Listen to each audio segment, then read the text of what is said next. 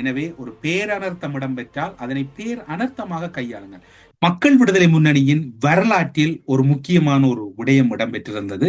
நல்லூரிலே இடம்பெற்ற மேதின கூட்டம் 2018 ஆண்டு மே 1 பிரம்மாண்டமான அளவில் மக்கள் விடுதலை முன்னணி ஜனதா விமுக்தி பெரமுனவினுடைய பிரம்மாண்டமான மேதின கூட்டம் யாழ்ப்பாணத்தில் இடம்பெற்றது. அந்த காட்சிகளை நீங்கள் இப்போது பார்த்து கொண்டிருக்கிறீர்கள்.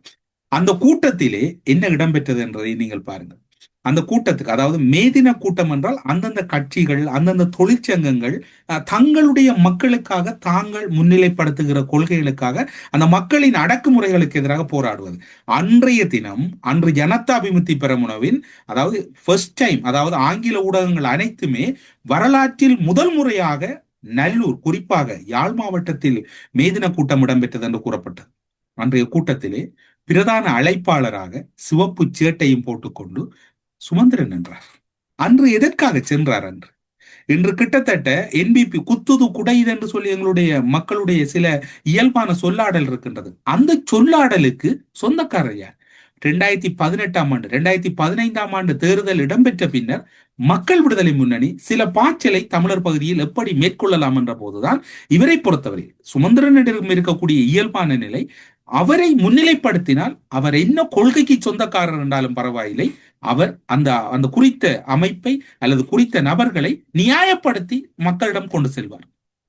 வரலாற்றில் முதன்முறையாக 2018 நல்லூர் பகுதியிலே இடம்பெற்ற மேதின கூட்டத்திலே சுமந்திரன் பேசுகிறார். அவர் என்ன பேசுகிறார் என்பதை நீங்கள் பாருங்கள். தமிழ் தேசிய கூட்டமைப்பு தீவிர ஆலோசனையின் பின்னர் எப்போது மேதினம் இந்த ஆண்டு கொண்டாடுவது என்பது குறித்து ஓர் தீர்மானம் எடுத்தது.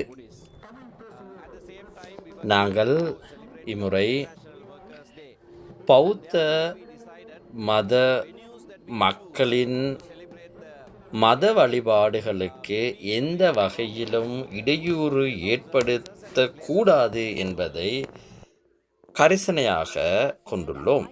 அதேவேளை சர்வதேச தொழிலாளர் தினத்தை அனுஷ்டிப்பதற்கு நாம் விரும்புகின்றோம்.